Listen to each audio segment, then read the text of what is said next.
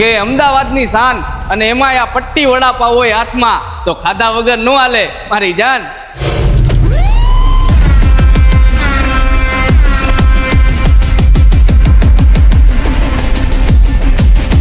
તો આજે આપણે આવી ગયા હતા અમદાવાદી વડાપાવ ગર્લ્સના પટ્ટી વડાપાવ ખાવા, જેના વડાપાવે આખા અમદાવાદમાં નહીં પણ આખા ગુજરાતમાં ધૂમ મચાવી છે. એકવાર વડાપાવ ખાવ પછી ખાતા જ રહી જાવ. બોલ ભાઈ, હવે બીજું શું ખાવું છે? બીજું શું ખાવાનું હોય ભાઈ? પટ્ટી વડાપાવ ખાય ને એમાં જ ધરાઈ જાય. અને બાકી વડાપાવ કેમ કાંઈ નો ઘટે, હુક્કા કાઢી નાખે ને તો જ. હા, તો આજે આપણે મળીશું અમદાવાદી વડાપાવ ગર્લ્સ ને, જેના પટ્ટી વડાપાવ બહુ જ ફેમસ છે. તો મેડમ, તમારા પટ્ટી वड़ापाव आटला बड़ा फेमस केम छे?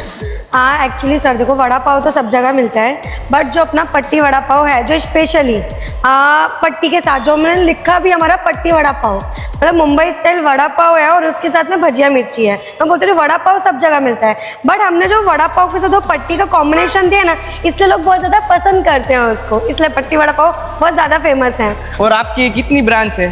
टोटल ऑल गुजरात 80 आउटलेट्स है. जो तमारे पण अमदावादी वड़ापाव गर्लना वड़ापाव खावा होय तो पહોંચી જ જાજો. અને એડ્રેસ કહેવાની કાંઈ જરૂર નથી, આ એડ્રેસ તો બધાને ખબર જ હોય, પણ તોય તમને એવું લાગે તો એડ્રેસ નીચે આપેલું હોય, કોન્ટેક્ટ નંબર પણ આપેલો હોય, અને ફ્રેન્ચાઇઝી લેવી હોય તો પણ કોન્ટેક્ટ કરી શકો છો.